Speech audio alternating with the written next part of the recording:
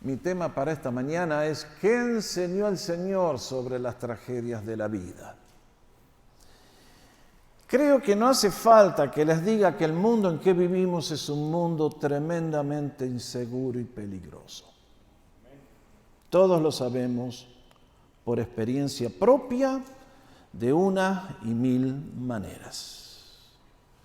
Cada día que comienza, ustedes y yo salimos a enfrentar un mundo y regresamos y yo digo gracias, Señor, porque todos los días somos conmovidos al ver en el freeway, en las calles, a los bomberos juntando lo que quedó, a una persona que se largó a cruzar la calle y no llegó al otro lado, a alguien que fue arrasado por las balas entre la policía y las pandillas. Súmenle a eso las tragedias naturales y uno dice, qué mundo terrible en el que vivimos. Hace 2 semanas, el sábado, escuchamos la atrocidad de lo que había pasado en El Paso y no nos habíamos ni siquiera alcanzado a absorber la información cuando escuchamos de la matanza en Ohio.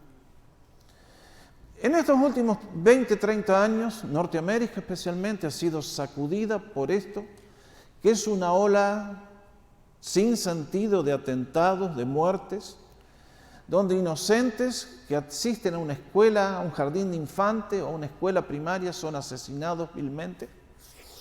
Lo vimos en vivo y en directo de la manera más grosera el 9/11 del año 2001, cuando 3.000 personas perdieron la vida en un instante.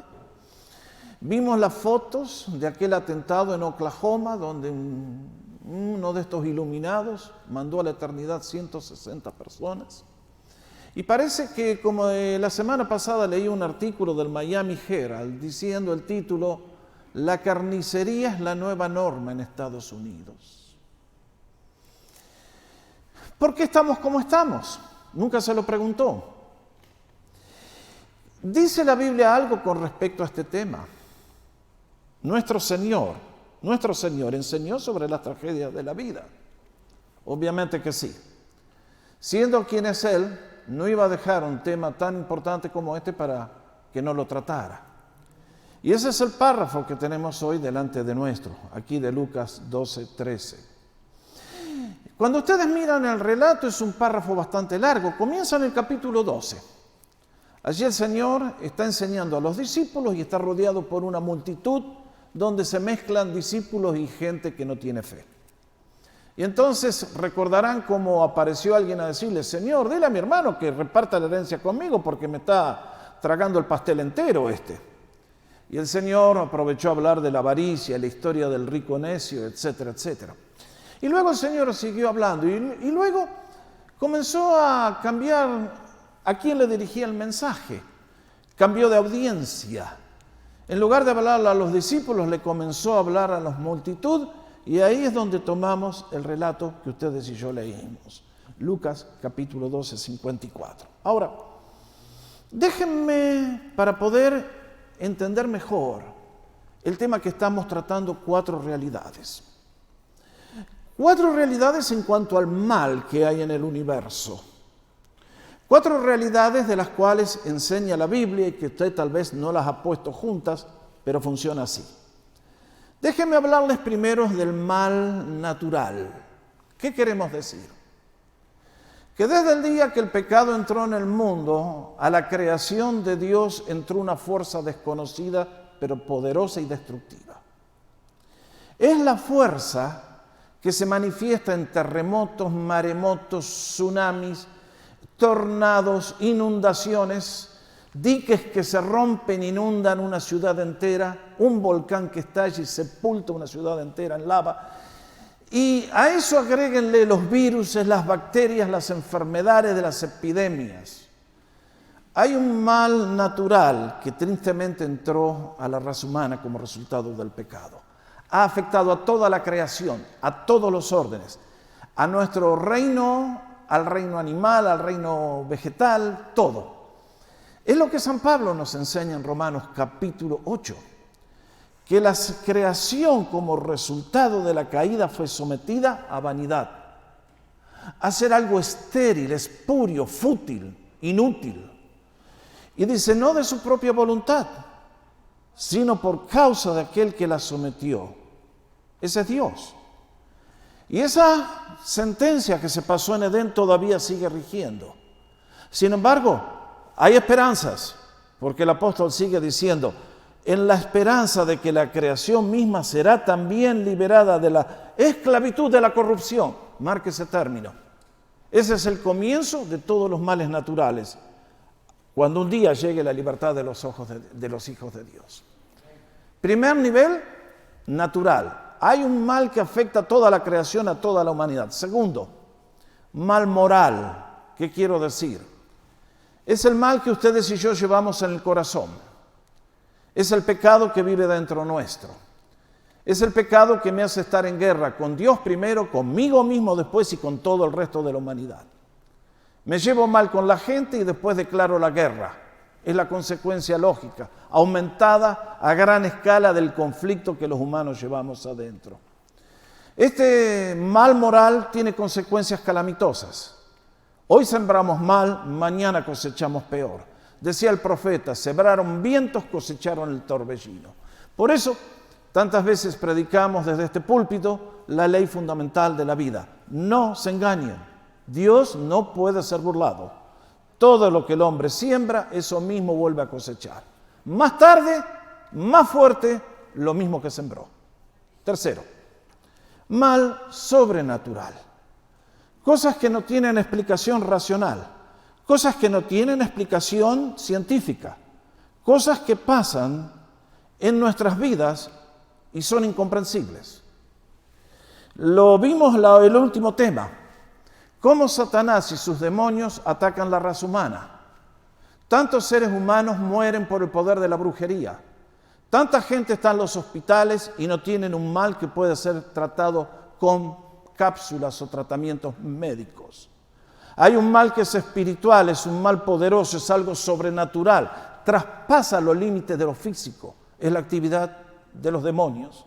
Tercero, y también son muy activos en la creación de religiones falsas.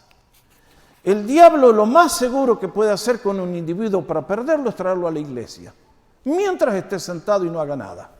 Esa es la gente que son los candidatos más fáciles para que él se los coma crudo.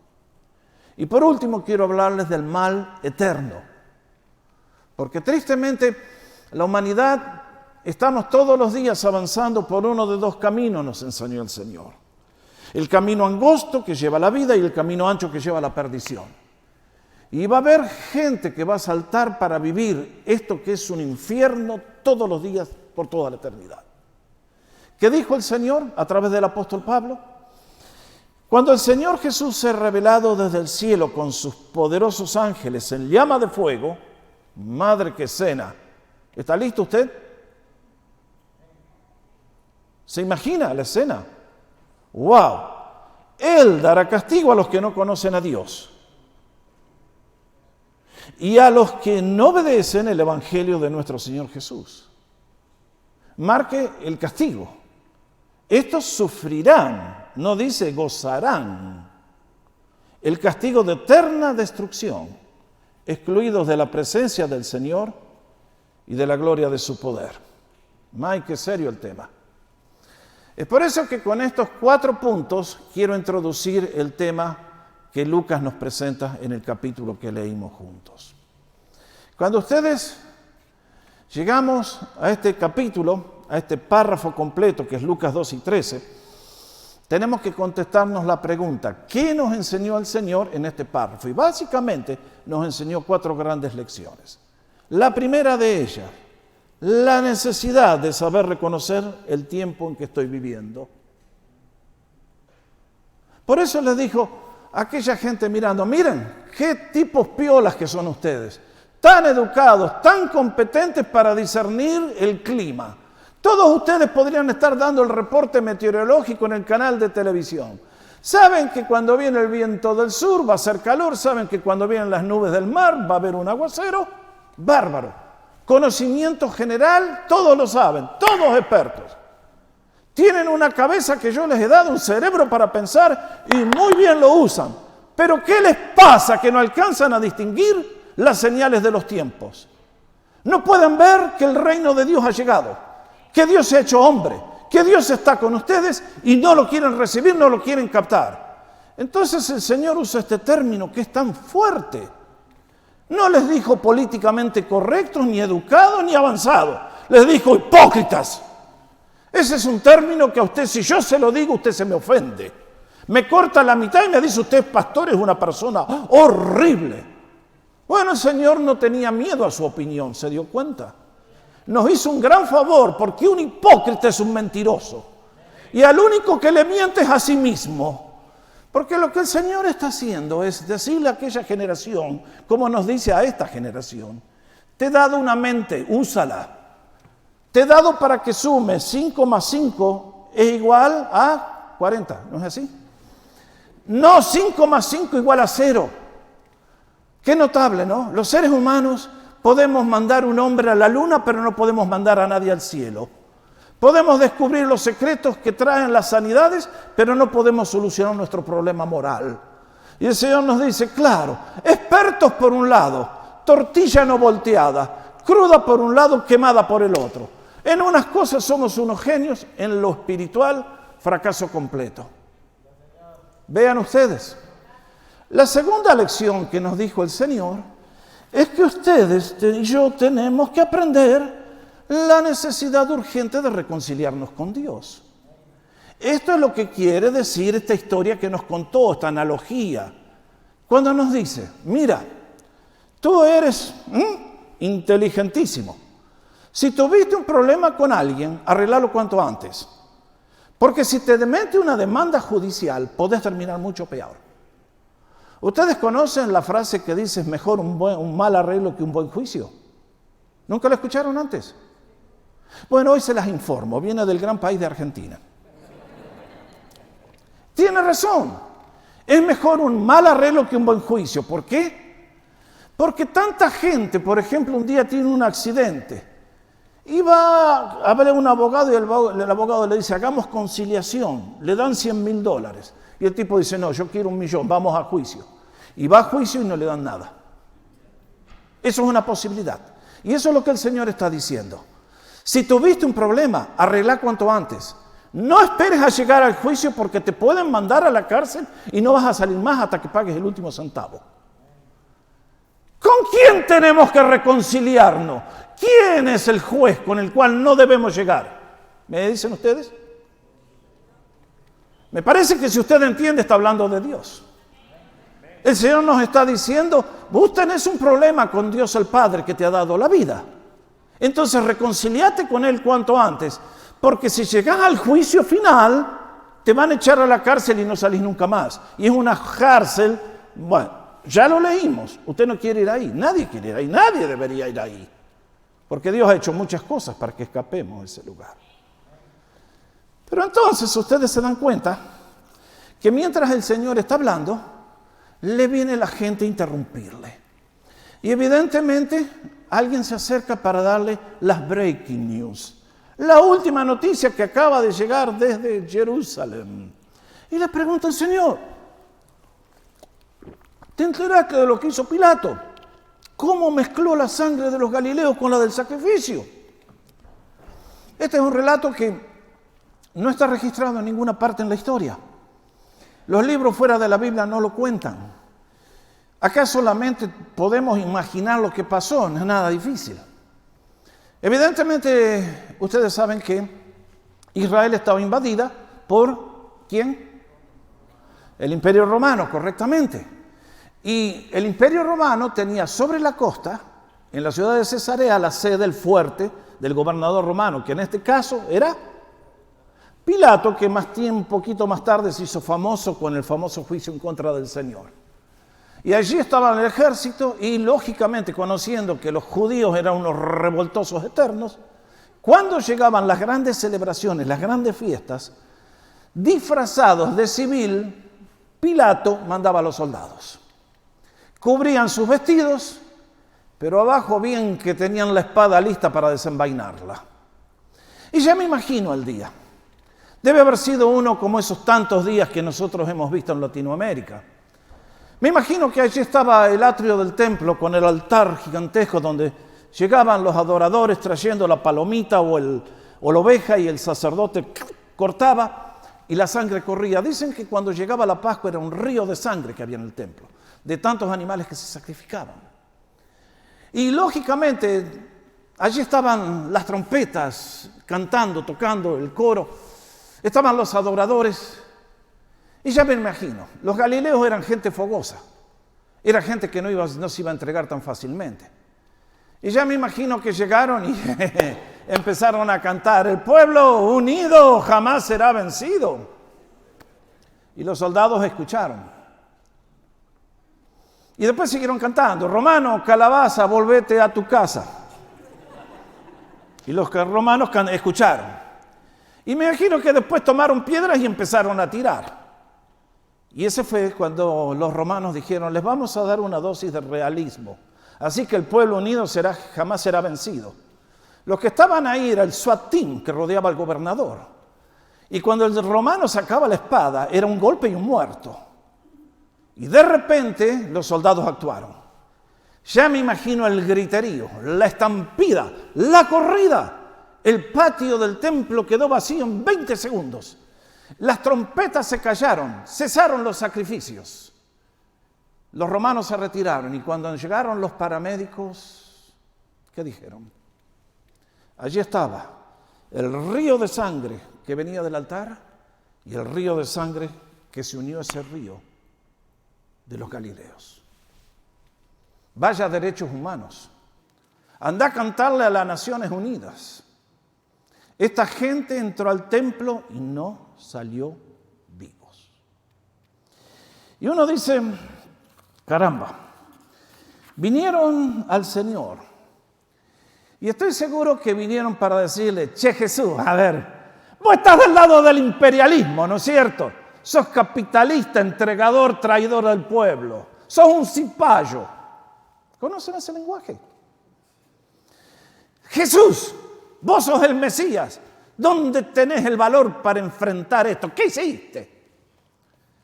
Y el Señor, como era alguien que ve la vida no como la ve usted, que es ciego a la eternidad, como el Señor ve la eternidad, dijo: muchachos, ustedes siempre atacan los síntomas, yo voy por la enfermedad.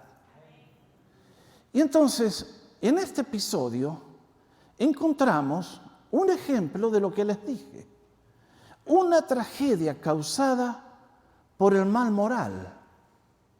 Personas malas que deciden liquidar la vida de inocentes. Y uno dice: ¿y dónde está Dios en todo esto? Y mis hermanos, la pregunta que lanza el Señor a aquella multitud es la pregunta que nos lanza a todos nosotros. O sea, ya te entiendo. ¡Ah, qué vivo que eres! O sea, aquellos judíos, los galileos murieron porque eran mala onda, estaban fuera de la voluntad de Dios y por eso les cayó el castigo. No, dice el Señor. En este mundo hay cosas que ocurren independientemente del estado de vida del individuo. En este caso perdieron la vida porque había un mal mucho más grande que el que ellos podían entender. Y es este mal moral que existe, detrás de todo están los tentáculos del enemigo. Ahora, el Señor contó otra historia. Le vinieron con la historia de estos galileos y el Señor aprovechó a meter otra historia que Él nos agrega. Tampoco sabemos cuándo ocurrió, pero evidentemente ocurrió en Jerusalén. Y es la historia de la torre que se les cayó encima a un grupo de inocentes y murieron 18 de ellos. Vamos a la próxima. Vamos. Please. Ahí estamos. Miren, este es el lugar donde ocurrió en la actualidad. Este es el estanque de Siloé. Aquí es donde el Señor mandó al ciego a lavarse el barro y recuperó la vista. Si ustedes miran Jerusalén, esta era la ciudad amurallada de aquellos días. Aquí está el templo. Y aquí estaba la fortaleza de David. Y aquí al fondo está el estanque de Siloé. Y evidentemente aquí en algún lugar que rodeaba toda esta muralla debe haber habido una torre gigantesca hecha con pedrones de varias toneladas y en algún momento, no se sabe por qué, se derrumbó y atrapó 18 inocentes. 18 que salieron ese día y no regresaron nunca más a la casa. Y acá tienen otro ejemplo de lo que son las tragedias causadas por el mal natural. Ahora el Señor aprovecha este episodio para enseñarnos 2 o 3 lecciones. Primero, que las tragedias naturales no son la consecuencia del pecado personal de quienes las sufrieron. Lo vuelvo a reiterar. Las tragedias naturales no son la consecuencia del pecado personal de quienes las sufrieron. El mal de 9/11 fue por alguno de los que estaba trabajando y la noche anterior había estado... No, había algo mucho más grande. Esa pobre gente que fue masacrada en El Paso, en Dayton, donde sea, ¿murieron porque eran peores que usted, peores que yo? No. Estas son cosas que ocurren y están más allá de vuestro control y del mío.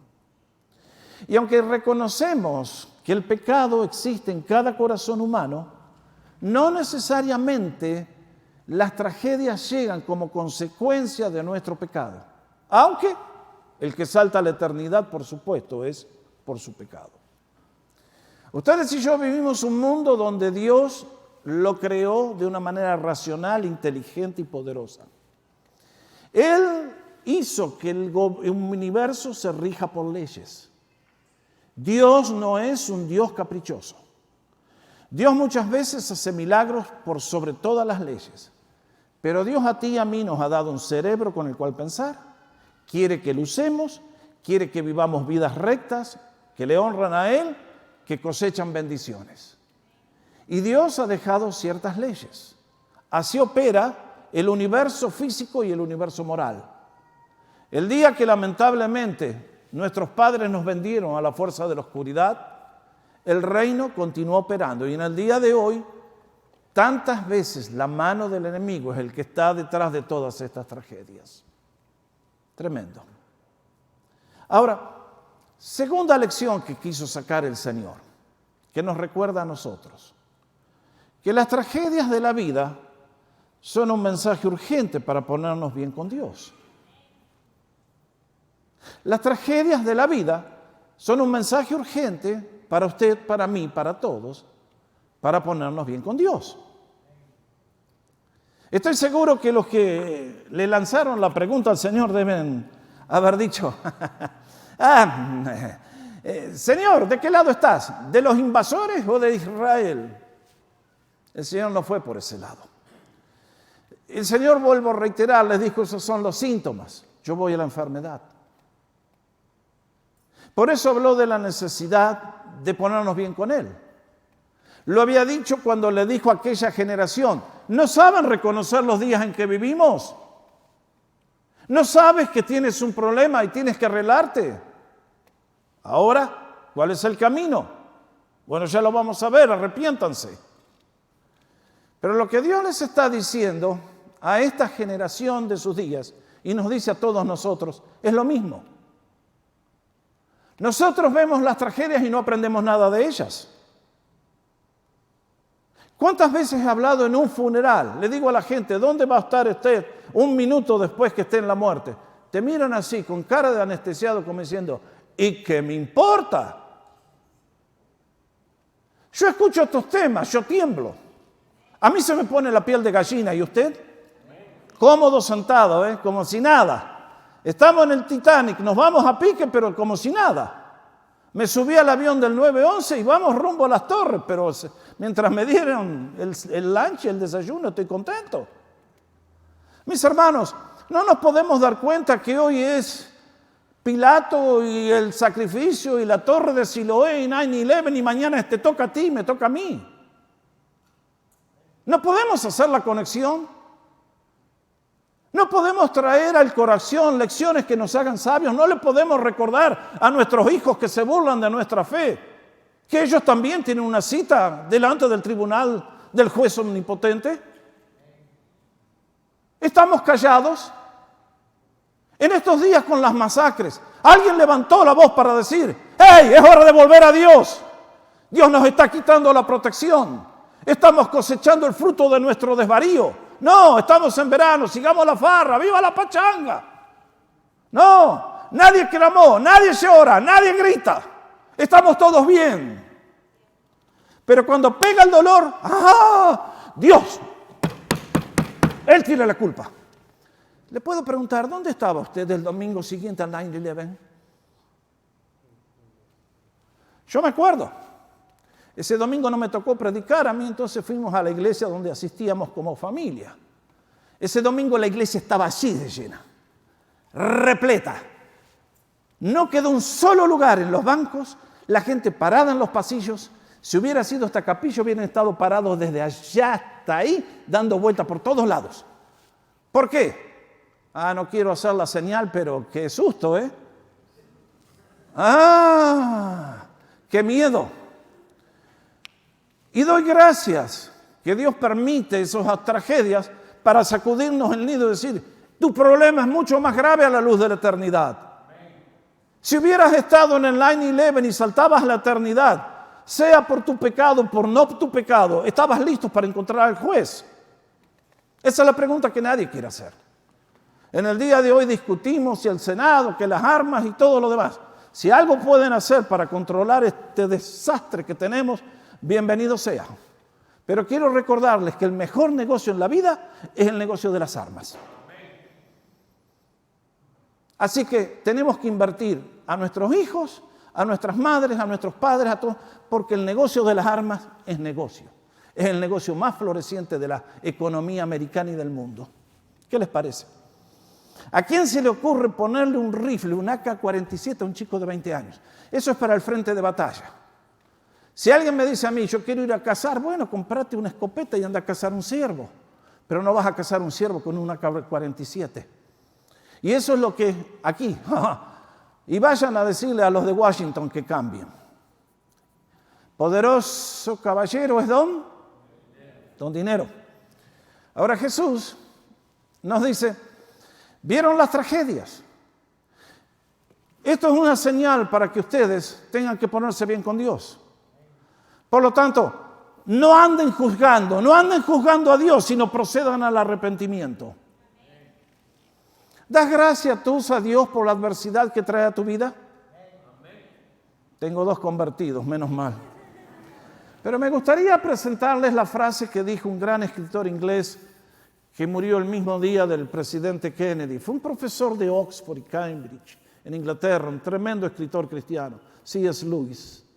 Él decía, Dios nos susurra en la prosperidad, nos habla en la adversidad, nos grita en el dolor. El sufrimiento es el megáfono de Dios para despertar a una humanidad dormida. Tenía razón C.S. Lewis. Ustedes y yo nos gusta el éxito, nos gusta el viento a favor, pero con el éxito y el viento a favor no aprendemos nada. Es cuando somos puestos a humillarnos que Dios nos exprime, que empezamos a levantar la cabeza y decir, necesito tu ayuda, Señor. No la puedo hacer solo, enséñame tú porque con toda mi sabiduría estoy fracasando. Y son estas tragedias de la vida que Dios dice, ¿estás prestando atención a cómo estás viviendo a los ojos de Dios? Dios mira tu vida a cada momento, Dios te conoce, Dios sabe cómo estás. Y es entonces que Él lanzó este gran desafío. Más bien les digo que si no se arrepienten, todos van a perecer de la misma manera. En el caso de los galileos, en el templo. En el caso de la torre en Siloé, por un accidente. Pero que todos perecemos, todos perecemos. Nos vamos de este mundo, nos vamos de esta tierra. Nuestros días tienen término corto. Es por eso que el Señor siempre nos exhortó, prepárate para venir al encuentro de tu Dios. Y cuando nos dice prepárate, te da una palabra de advertencia y al mismo tiempo te abre la puerta de esperanza. Porque te dice, estás mal, pero puedes hacer algo para estar muy bien. Es por eso que nuestro Dios siempre advierte con el juicio y nos dice hipócritas, y al mismo tiempo nos extiende la mano de la gracia y nos dice ven y recibe bendición. Qué tremendo nuestro Dios. Es por eso que Él usó de esas dos palabras que quiero marcar. Arrepentimiento. Arrepiéntanse. Arrepiéntanse de la dureza de vuestro corazón, de no creer en Dios, de la dureza de nuestro corazón, de negarle el derecho a Dios, de no haber amado a Dios, de haberlo ignorado cuando Él es quien te da el aire que respiras, el agua que tomas, la vida que tienes, la fuerza para hacer la riqueza. Todo lo que tienes es de Él, te lo ha dado Él a préstamo. Entonces, es de necios negar a Dios y lo mejor que podemos hacer en esta vida es encontrar a Dios y reconciliarnos con Él y andar siempre caminando en el centro de su voluntad. Pero esto requiere arrepentimiento y fe. Y eso es lo que dijo el Señor, que es el corazón del mensaje que Él trajo. Es por eso que me llama la atención el término perecer. Márquelo, eso es un término muy fuerte. Allí está el versículo que es el más conocido de toda la Biblia. Y yo nunca había visto, hasta que me puse a estudiar este pasaje, que la palabra que usa el Señor es la misma que está en Juan 3:16. Excepto que en nuestras versiones dice, para que todo aquel que cree no se pierda. El Señor usa este término, no perezca. Es mucho más grave.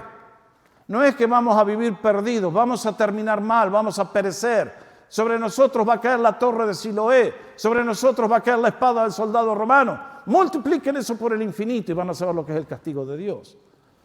Mis hermanos, muchos creen que acá el Señor está hablando de que muerto el perro se acabó la rabia. La Biblia no enseña eso. El día que tú y yo morimos, vamos a una nueva vida con un nuevo cuerpo para vivir un nuevo destino por toda la eternidad. ¿Estamos listos? ¿De qué lado vamos a estar? Es por eso que la última lección que el Señor nos dejó fue la parábola que contó. La parábola de la higuera estéril. Y es que ustedes y yo tenemos una necesidad urgente de llevar fruto para Dios.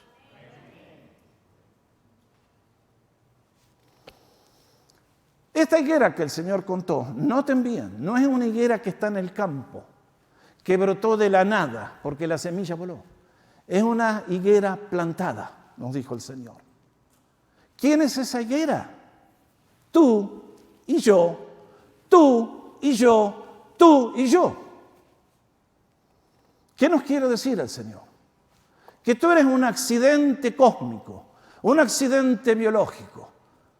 Eres el descendiente del mono y el idiota supremo de la creación. ¿Dice eso Dios de ti? De ninguna manera. Los seres humanos quieren justificarse diciendo que estamos evolucionando porque no quieren asumir la responsabilidad de sus acciones. Son cobardes en el alma. Quieren hacer la cochinada y no pagar las consecuencias. Y Dios dice, yo te tomo a ti muy en serio. El pecado es cosa muy grave por el cual mi hijo tuvo que ir a la cruz. Y tú no te me vas a escapar, nene inteligente. Mis hermanos, ¿cómo quisieran que si usted hoy se va de la iglesia diciendo el Dios que Jorge nos predica hay que tenerle miedo? Yo lo aplaudo. You got it. No miedo de terror, pero sí un temor reverencial. Porque es un Dios bueno. A mí me ha perdonado millones. Pero yo no juego con la misericordia y la bondad de Dios haciéndome el tonto todos los días y desafiando sus decretos y desobedeciendo sus mandamientos. Mis hermanos, tú eres esa higuera. Tú no estás en este mundo por casualidad. Tus padres pueden haber sido esos tontos que dijeron, este vino por accidente. Para Dios no eres un accidente. Él te mandó a esta tierra con un propósito, que le conozcas a Él y le sirvas. Por lo tanto, tú no eres un pedazo de barro. Sí, eres un pedazo de barro, pero con el Espíritu de Dios que ha venido a morar en tu ser y te da el derecho y la grandeza de ser un ser espiritual y viviente. Por lo tanto, tú vales muchísimo a los ojos de Dios. Que hicimos la mala decisión en el jardín, horrible, grave error. Pero bendito que sea que el Señor vino a restaurarnos de ese mal error y pagó el precio más elevado para que tú y yo podamos ser hijos de Dios. Tú y yo somos una higuera plantada. Segundo, Dios demanda fruto. Demanda fruto de ti, demanda fruto de mí. ¿Qué frutos? Bueno, ahí tienen una lista muy rápida. No puedo entrar en todos los detalles, ustedes la conocen. Primer fruto, amor ferviente a Dios.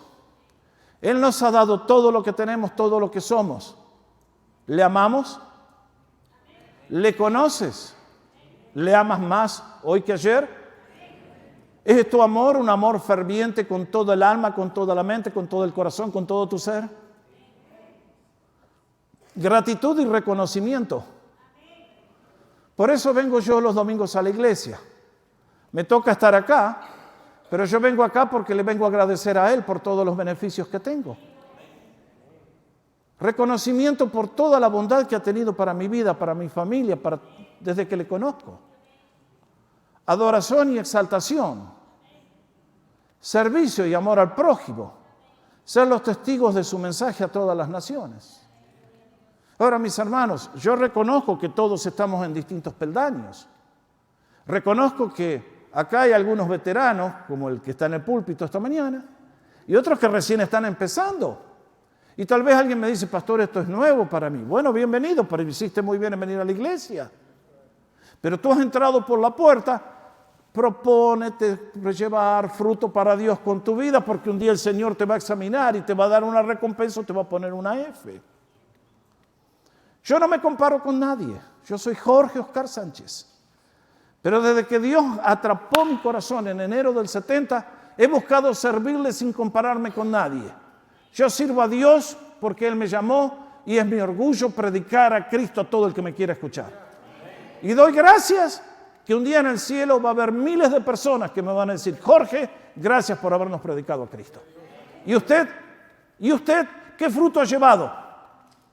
¿Qué fruto ha llevado para Dios?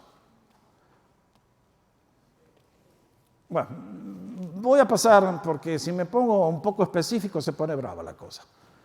Pero muchachos, chicas, les digo, ¿venimos preparados cuando llegamos a la casa de Dios? Preparados para estar en la presencia del Señor.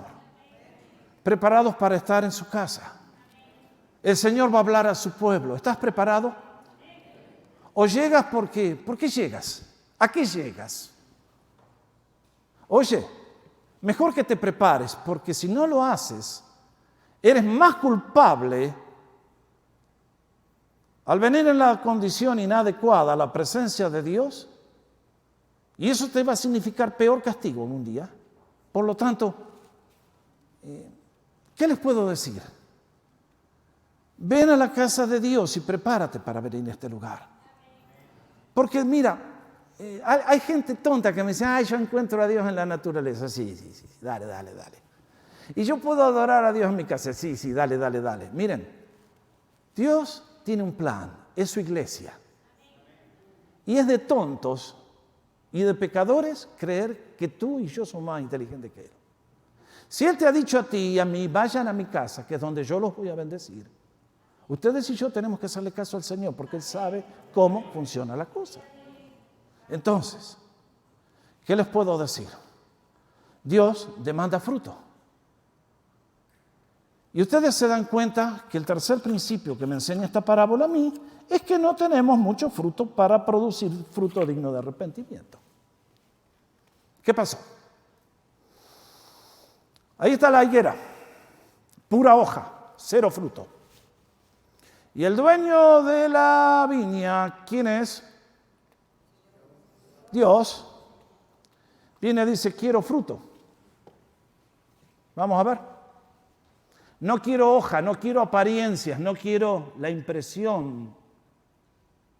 Estamos llenos gente de cristianos en las iglesias que son pura apariencia, puro cristiano. El Señor busca fruto. Quiero fruto, dice el Señor. ¿Qué me trajiste esta mañana?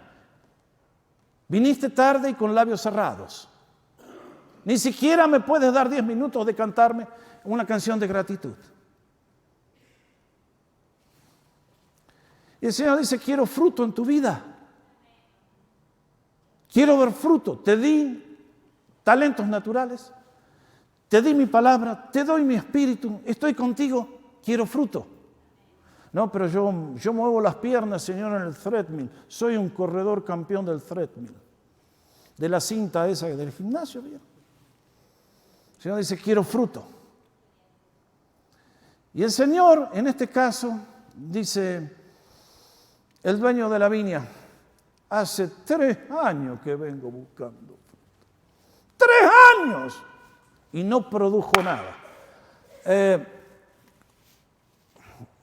Encargado de la viña, córtalo, que se queme. Está inutilizando la tierra, está chupando los recursos de la tierra y no produce nada. Se me traga el agua que le doy, se me traga el aire, se me traga todos los nutrientes y no produce nada. Córtalo. Y creo que la voz del hortelano, del granjero, del que cuidaba la viña, es la voz del Señor que tantas veces, allá en la gloria donde se hacen las decisiones que deciden tu vida y la mía, el Señor debe decir, ahí lo tenés al inútil ese, acabala ya. No produjo, le di 1000 oportunidades y no produjo nada, es un inútil, un imperfecto inútil. Córtalo. Y el Señor dice, no, Padre, déjame que lo trabaje un año más. Déjame que lo trabaje un año más. Y al igual que una viña hay que trabajarle, y el Señor, ahora eso sí, si después de un año se corta. ¿Sabes tú si estás viviendo en el último año? Puede ser el último año de tu vida. Puede ser el último año de mi vida. ¿Alguien firmó contrato con Dios? Aquí tiene firmado contrato que va a llegar hasta los 100 años de edad. Muchachos, chicas, Dios busca fruto. Dios busca más fruto. Y es por eso que la historia se cierra con este pedido de Dios, elijo por ti y por mí. Señor, déjame que lo trabajo. Y si no, entonces sí, afuera. Quémalo, córtalo. Aquí está la historia. Las tragedias de la vida. Puedo preguntarte, ¿eres capaz de discernir el tiempo en que vives? ¿Eres capaz de discernir el momento en que vives? Que es el momento de la gracia de Dios, cuando Él se acerca a tu vida para bendecirte. ¿Te has reconciliado con el Señor? ¿Has hecho las cuentas antes de llegar al tribunal final? Este es el día.